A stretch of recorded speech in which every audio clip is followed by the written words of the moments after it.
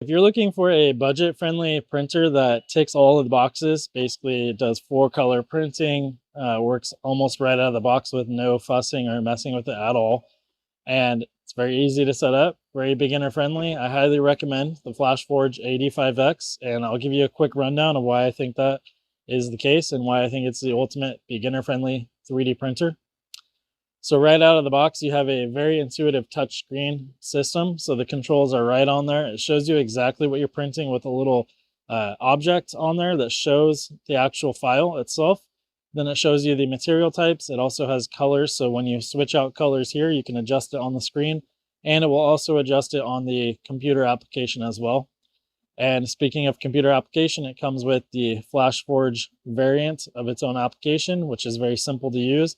Automatically sets a lot of your support settings for you, your print temperatures, and it has built-in profiles for the different filament types that you plan on using.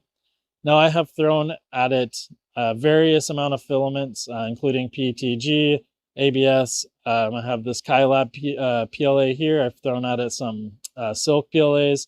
Right now I'm printing on this Next Labs PLA Pro in white, and my daughter is actually printing a sign for her sister.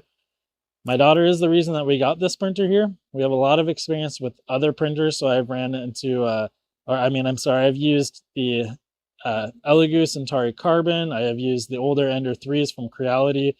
I've used the Anycubic Cobras and the Cobra Maxes. I have also used the Bamboo Labs P1S and the Bamboo Labs X1Z. So I have a lot of other 3D printing experience. Out of the box, this one is very easy to use. I ran the auto calibration, and that was it. After that, we just sent some prints to it and it started working flawlessly. And I'll go over a few more features of it and show you some of the different things that we've made with it. We've done everything from light boxes to tools to name tag signs, Valentine's gifts, art designs, like everything that you can think of. There's something we've made. We made a sliding glass door lock so that way the little ones can't get outside and only the adults can get outside. Very, very handy to have around the house. All kinds of different things that you can fix, all kinds of things that you can make. It's not just trinkets and toys, despite what a lot of the stuff you see online is. There's a lot of very, very useful items that you can make, from car parts to anything that you can think. You can either find or you can make, and you can print it. But here, I'll give you a couple quick overview of a little bit more what I think about it and show you a couple things that I think could be improved as well.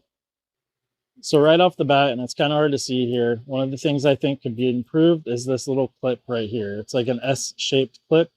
That was the first thing to break on this 3D printer, but I have used a zip tie and we've got a couple hundred hours on this printer now without any issue. And then coming around the back side here, this is one of the first prints that I recommend printing, and this is just a purge shoot. So you will have filament that purges when it changes colors, and then when it cuts the filament for a new filament type as well. And I'm just using a cardboard box right here to have it actually dump into, so it'll purge, it'll slide all the way down right into my cardboard box. Very easy to dispose of after that. One of the best beginner features on this 3D printer here is this IFS system. So to actually load the filament, you just put it right here underneath, and it automatically feeds it in for you. And then you set the color and the filament type on the display itself. Very easy to use.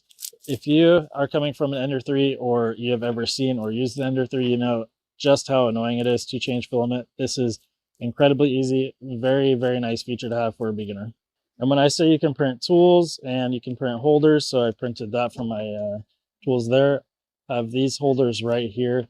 This holder right here, 10 millimeter is still there in case anybody's wondering, but I am missing a 7, the 4, and the 5.5. But the print itself is very good, very handy to have. I love having all of my wrenches here very neatly, easily organized.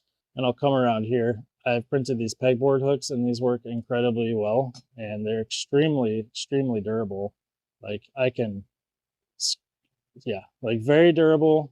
I'm squeezing extremely hard, but this is a PETG material right here. Works very, very well for this type of application. Here is a succulent plant holder that I made for my wife, and here is an American flag light box that I made. You can see the print quality here, and here's the backside. The print quality is amazing. And just a little time lapse here of the filament running through the IFS system. I'm just going to go ahead and peel this off so we can take a closer look at it. All right, this is a really cool sign that just came off. Again, this is with the Next Shapes filament right here, and it printed out beautifully. Very, very clean print, very nice print. Again, if you're on the fence about getting a 3D printer, it's such a fun hobby. I highly recommend it. This is an excellent 3D printer. It does a whole lot, and it's one of the easier printers to use. So again, if you're on the fence, highly recommend this FlashForge printer right here. Excellent quality printer, and you can do so much stuff with it.